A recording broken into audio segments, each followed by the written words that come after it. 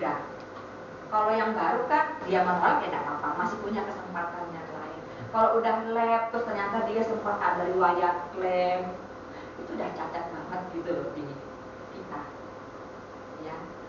Jadi saya sebisa mungkin ini barusan juga terjadi teman-teman ya, usaha klien saya ini agak sepi.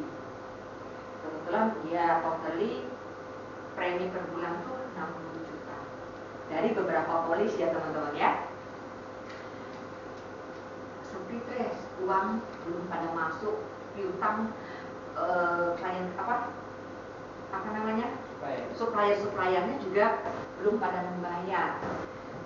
Besok siang ya saya bilang hari ini terakhir sih, 45 harinya itu hari ini, dan ini sudah kesekian kalinya saya memberikan pertolongan ya, tolong bayarin dulu dong tres, selama saya ada pasti saya akan bayarin ya, besok dia ganti ya, itu buat saya nggak masalah. Yang terakhir seminggu yang lalu kalau nggak salah teman-teman, karena saya juga harus bayar kuliah anak saya dan dia mendadak ngomongnya sehingga saya harus siapkan dana, dan ini nasabah saya butuhnya 8 juta. Terus kayaknya aku nggak ada uang loh. Maksudnya gini, saya ada beberapa rekening tapi saya lupa saldonya. Saya lupa saldo saya ini teman-teman. Akhirnya saya korek. Ini setelah saya bilang tidak ada, saya coba ini lihat cek saldo saya kumpulin jadi satu, itu ada 10 juta ya teman-teman, ada 10 juta. 10 juta ini uang cash maksudnya ya teman-teman ya, kita nggak bicara yang yang lain kan nggak bisa ditarik kan. Nah dia bilang, C, ini aku bisa bantu sehingga 2 polis ini bisa diselamatkan hari ini terakhir ya, sama-sama berdoa ya C, dia bilang gitu. Oh iya, thank you ya. Jadi saya selamatkan 2 polis di detik-detik terakhir 45 harinya teman-teman. Dan saya langsung fotoin bukti transfer saya. Oh ya guys, kamu siap, besok saya bayar. Saya juga lihatin saya punya total saldo terakhir 123.000, 200.000. Ya karena memang saya bilang maksimalkan yang bisa ditarik.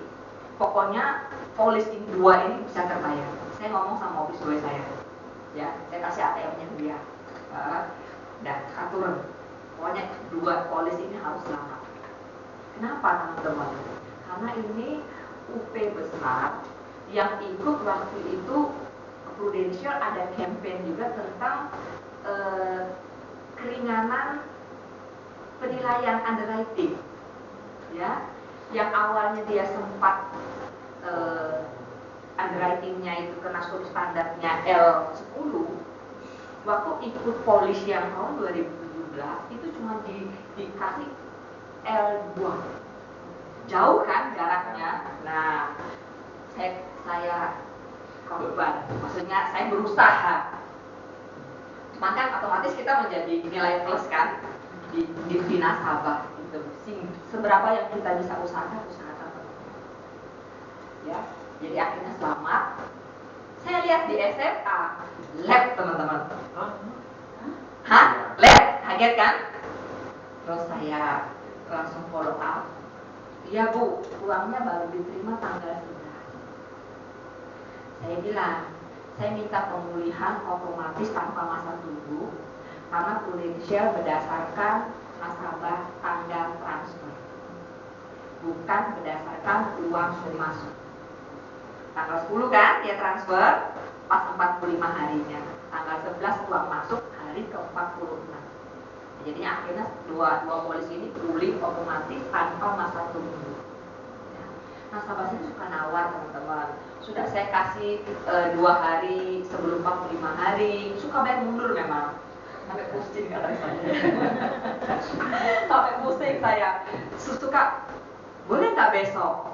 Boleh nggak besok? C, saya belum hitung lagi ya. Ini saya belum hitung lagi nih. 45 kan 45 hari kan saya hitung kalender teman-teman. Ada tanggal 31, ada tanggal 30. Itu beda loh ya. Saya hitungin satu per satu. Sehingga tanggal jatuh tempo pun itu sudah saya anggap 1 hari. Itu tanggal 26 jatuh temponya. Itu saya sudah anggap 1 hari. Padahal sebenarnya 27 baru 1 hari.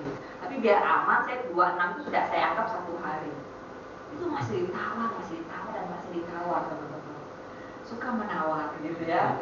Jadi secara administrasi ya agak sedikit pusing sebenarnya, tapi itu tugas saya sebagai agent dari nasabah-nasabah saya, bahwa semua ini harus tetap enforce polisnya bagaimanapun caranya.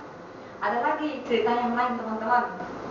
Waktu itu saya mau berangkat trip ke Startup London. Saya bilang harus dibayar, karena dia selalu transfer melalui saya. Saya bilang harus ini transfer sendiri, karena saya sudah di sana, saya nggak bisa banking-in, ya. Oh iya. Terakhir,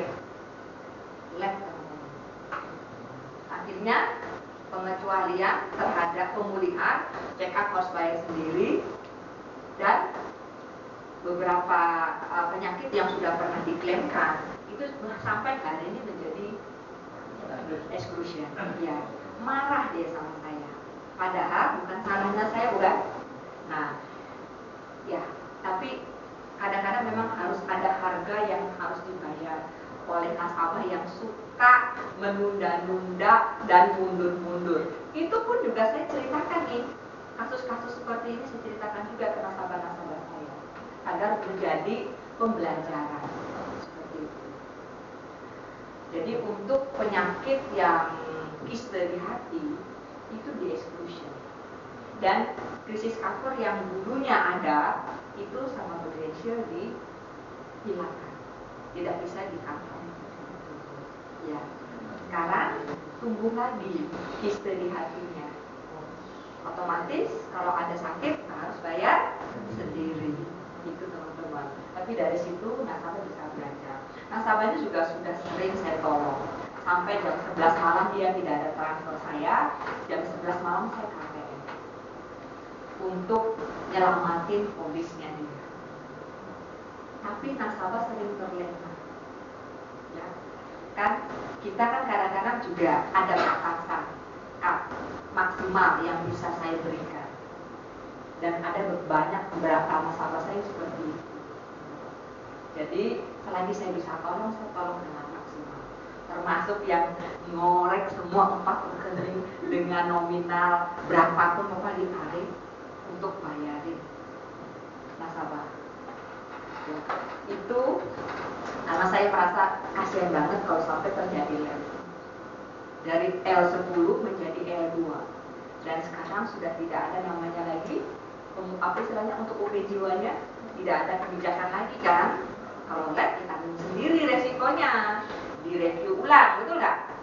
Nah, tapi kemarin saya bisa menyelamatkan, itu benar-benar saya penuh rasa sukacita gitu loh, bahwa disinilah fungsinya kita sebagai agent, bahwa kita tidak berbicara semua tentang kita gitu ya, tapi di sini kita bisa menyelamatkan premi-preminya orang untuk tetap bisa polisnya aktif, ya. Karena kalau terjadi resiko itu total kayaknya 2 eman ya teman-teman ya, akan hilang begitu saja.